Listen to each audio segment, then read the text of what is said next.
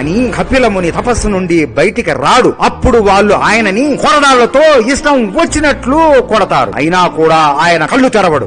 ఇక వాళ్ళకి కోపం ఎక్కువైపోయి కళ్ళు తెరవరా, కళ్ళు తెరువు అని బగబగా మండుతున్న నీటిని ఆయన తల మీద పోసారు. అప్పుడు కపిలముని శరీరం అంతా కాలిపోతుంది. ఆయన శరీరం అంతా వణుకుతూ ఉంటుంది. సరి వేగముగా గాలి వీస్తుంది. అప్పుడు ఒక్కసారిగా కపిలముని ఆయన 2 కళ్ళు తెరుస్తాడు. ఆయన కళ్ళు తెరిచి ఇప్పటికే కొన్ని వందల సంవత్సరాలు అయి ఉంటుంది. ఆయన కళ్ళలో అంతులేని శక్తి ఉద్భవిస్తూ ఉంటుంది. ఆయన కళ్ళ నుండి అగ్ని జ్వాలలు వెదజల్లుతూ ఉంటాయి. ఆయన ఒక్కసారిగా ఆయన కళ్ళతో కనుచూపు మేరకు కనబడుతున్న 60,000 మందిని చూస్తాడు. అంతే, ఒక్కసారిగా వాళ్ళ ఒంటి నుండి అగ్ని జ్వాలలు వస్తాయి. వాళ్ళ చర్మం మరియు వాళ్ళ శరీరం మొత్తం కాలిపోతుంది. వాళ్ళు అక్కడి నుండి పారిపోదాం అని పరిగెత్తుతుంటే ఇంకా ఎక్కువ కాలిపోతూ ఉంటారు. అలా చివరికి మొత్తం 60,000 మంది యువరాజులు కాలిపోయి